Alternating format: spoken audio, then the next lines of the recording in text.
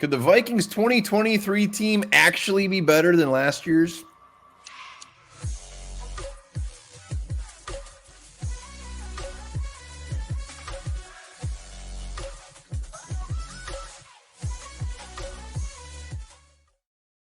All right, welcome back to the One Bar and Lupagus show on One Bar with Lupagus. We're talking, even though the Vikings are 1-4 at this point, and last year the Vikings were 4-1.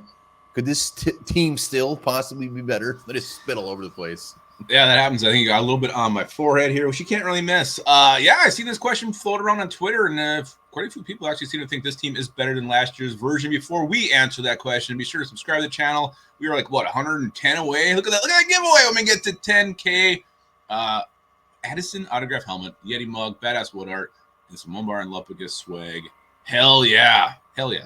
Yes. So make sure you got to be subscribed. And also for the Addison helmet, you are have to be a member. So go to the YouTube page, hit that join. Right now we got like 80 members or so. So you got to be a member to be in that mix.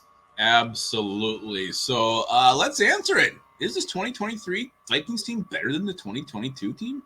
Well, let me lay it out a little bit here. 2023's defense, 19th in yards per game, 23rd in points per game. Last year, we were 31st in yards per game and 30th in points. So defensively, number-wise, the Vikings are much, much better. Offensively, last year we were 7th in yards per game, and this year we are 9th.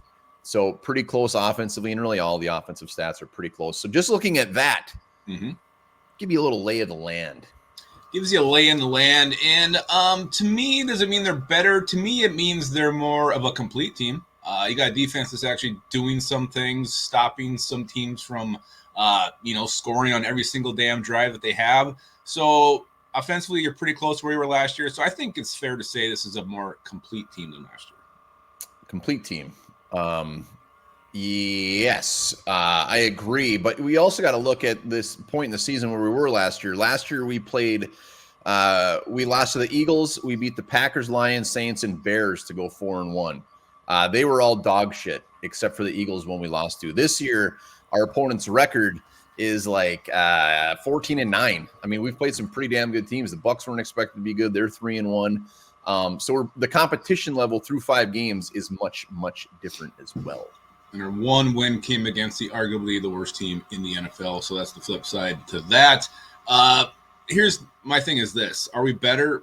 What's the big difference? The big difference is turnovers. We are not hanging on the football. We are dropping passes. We're not always scoring. We're in the red zone. All those things didn't happen last year. So do good teams make those kind of mistakes? No, that very bad teams make badly coached teams make those type of mistakes. It's all mental. And here's my rant is last year, what the Vikings have going for them? They're winning games they shouldn't have won. They're doing things they shouldn't do. Confidence is high. They feel like they can't lose. So when people say swagger isn't a real thing, when people say like confidence isn't helping that, which I consider swagger being confidence, that's BS because that's what we had last year. Right now, we have no swagger. We have no confidence. T.J. Hawkinson, every pass thrown his way is probably like, you know what? I'm probably not going to catch this thing. And when you start winning those games and Kirko Chains is on the freaking plane with his shirt off, that goes on to the field. And we saw that last year. This year, we are a dead puppy smeared all over the middle of the road. We are a sad, sad little puppy that has no confidence right now. And it's showing the turnovers, the drop passes, and the stupid mental mistakes. That's the difference. I don't think your analogy of the dead puppy was really needed at that point, but appreciate where you're going with this. And how many times last year in these post-game press conferences where the players were saying, you know what, we just knew we were going to find a way to win this game. We just knew it. We just knew we'd win.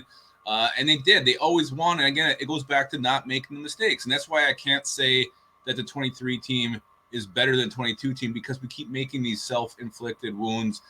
Again, dropping passes, penalties, not scoring in the red zone, and obviously the turnover. So that's why, even though I think they're a more complete team, I don't think they're better than the 22 team because the 22 team knew how to win football games.